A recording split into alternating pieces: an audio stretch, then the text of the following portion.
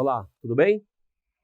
É um prazer estar aqui com vocês e a gente renovar, né, sempre dentro de um crescimento verdade, que é a concepção que eu tenho de quando se cresce culturalmente, de quando se lê um bom livro, assiste a um bom filme, conversa com gente cabeça, e isso eu defino como crescimento verdade.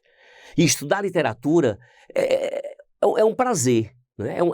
Deve ser uma satisfação, porque a gente só aprende aquilo que a gente quer, né? Com o qual se identifica realmente que é aquele que a gente gosta. Infelizmente, os vestibulares não atendem a essa nossa demanda. E temos como tema da aula de hoje o naturalismo. Professor Fábio Coelho, o que foi o naturalismo? Foi escola literária? Foi sim. Naturalismo foi uma escola literária, assim como o realismo. Agora, um fato curioso, inédito, duas escolas comungarem, acontecerem, desenvolverem-se, procurarem atingir público leitor, conquistar público leitor simultaneamente. Portanto, numa mesma época. Até então isso não havia ocorrido na periodização da literatura brasileira. Normalmente a escola posterior ela vinha em oposição à escola anterior, mas não foi o que aconteceu aqui na história do naturalismo. Mostrou-se como uma extensão do realismo. Inclusive, Evanildo Bechara, ele faz até um esquema em que ele coloca como se fosse um subconjunto dentro do conjunto. O dentro seria o naturalismo e o por fora o realismo, deixando claro para nós, estudantes leitores, que todo romance naturalista é realista, mas nem todo romance realista tinha a obrigação de também ser naturalista.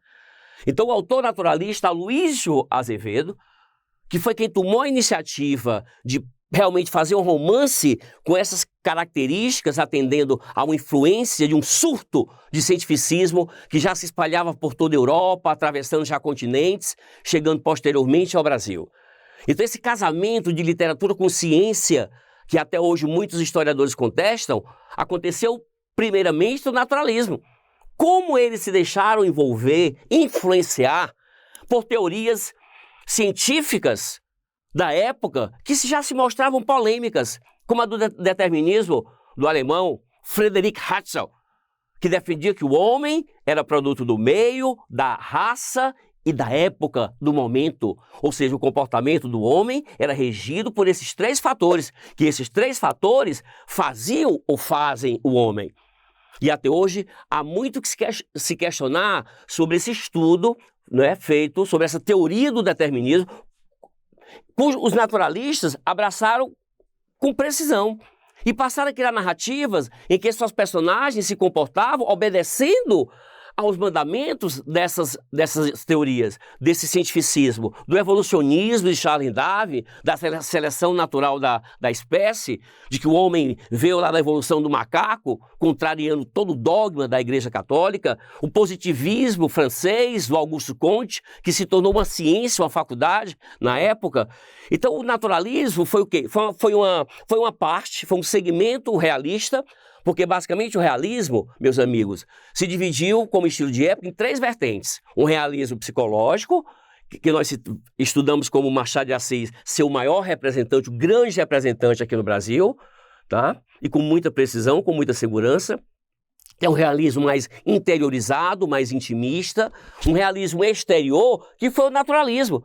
Porque enquanto o realismo machadiano trabalhava aqui dentro do ser, buscando verdades, o realismo exterior foi o naturalismo, que vai analisar a sociedade como meio social e a relação do homem, do indivíduo com este meio, defendendo sempre a ideia de que o homem era completamente regido, produto do meio.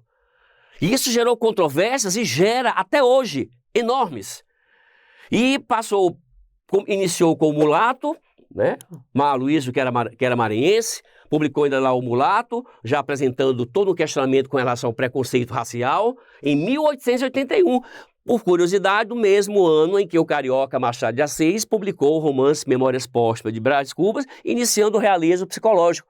Aloysio iniciava o realismo exteriorizado, o realismo que se voltaria mais para uma crítica social, para a análise da sociedade e não mais do indivíduo. Isso foi o naturalismo, tá? Como parte do realismo. E aí publicou o Casa de Pensão e chegou à glória com o romance O Cortiço, que se mostra a sua obra-prima. E você, lendo o Cortiço, logo nas primeiras páginas, você percebe essa característica, que foi muito abordada pelas obras e pelos autores naturalistas, o zoomorfismo. Professor Fábio Coelho, o que é isso? É o homem agindo como animal, como um ser patológico, guiado pelos seus instintos. E este animal aparece nas histórias, nas personagens, como um animal não sadio, um animal nocivo ao meio, um animal doente, um animal apodrecido pelo próprio meio, em que nasceu, em que está e que continua inserido. E que, segundo os naturalistas, não tinha como esse indivíduo reagir ao meio, porque ele era completamente produto do meio. Daí essa animalização, daí essa apresentação de um ser patológico, de um homem agindo como animal, puramente pelos seus instintos, onde a razão não tem espaço de ser, não tem espaço de acontecer. Então essa foi a grande participação de Aloysio Azevedo como pai do naturalismo na história da literatura brasileira.